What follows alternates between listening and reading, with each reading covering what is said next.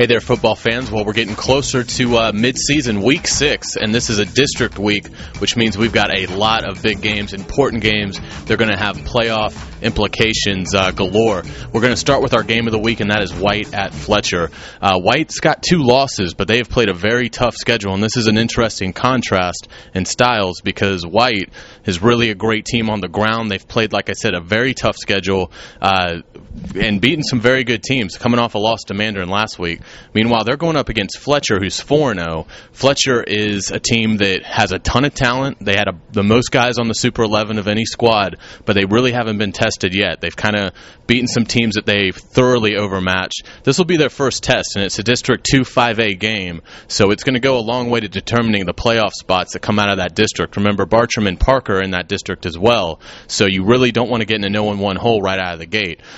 Look for Fletcher with Lamar Scruggs, Deshaun Baskerville. They're going to be able to put up some points on White, but the key will be, can White get the ground game going with Casey Turner and Leon Jackson and keep the Fletcher offense off the field? It should be a fantastic matchup. Another matchup that I want you to keep your eye on is the District 3 3A game between Jackson at Baker County. Both are undefeated. Both are 5-0 off to tremendous starts. Baker County's only allowed 21 points all season, which is incredible. The Wildcats also will have a pretty big revenge factor going into this game. They were 9-1 last year, but their one loss came to the Tigers, so they definitely are going to have a chip on their shoulder and be ready for this one. Meanwhile, Jackson brings its own great defense in. They've only allowed 24 points all season, so 2 great defenses in this one. I think it's going to be an outstanding matchup, and again, the District 3 3A championship will likely be settled in this game.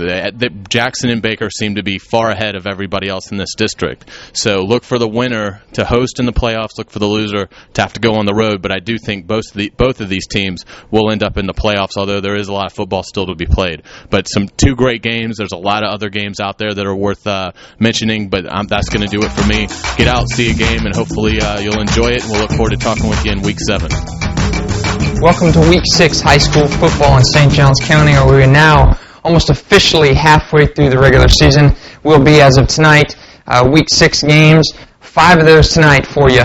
St. Augustine and Clay, that's our big game this week. St. Augustine 4-0, Clay 2-2. It's a big District 4 3A game, and the record's a little bit deceiving in this series. It's been St. Augustine heavy in terms of wins the last decade. St. Augustine 6-4, but Clay has held tough against St. Augustine in that series pretty much every year. There have been a few aberrations, a few blowouts, but otherwise it's been a very, very tight and very, very hotly contested series. So that one coming to you at 7 p.m. on Friday night. Matanzas going to Menendez High School, and that should be one-sided affair. Menendez 4-1, Matanzas 1-4. Really hasn't been too competitive in games this season. Menendez should win handily in that one. St. Joseph 1-3 goes to visit 5-0 Providence. Providence last week handled Ponte Vedra 42-35 in a shootout there. St. Joe appears to have its hands full in that one. Deltona Trinity Christian 3-2 going to visit Creekside 2-3. Creekside a little bit of a stumble last week at Menendez, somewhat expected though. 40-14 Menendez victory in that game. Creekside 2-3. Kevin Payment threw a career high 42 passes last week, so he shows he can wing it around. Last but not least, Bartram Trail coming off a big loss last week to Altamont Springs Lake Brantley. Bartram led 9-0 in the fourth quarter. That game ended up falling on the road 14-9. Bartram 2-3 now.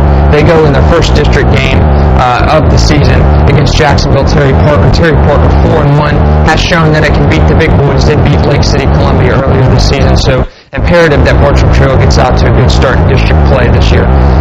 Ponte Vedra off this week, resuming to play next week, and Nice went to Ridgeview on Thursday night in a late game from there.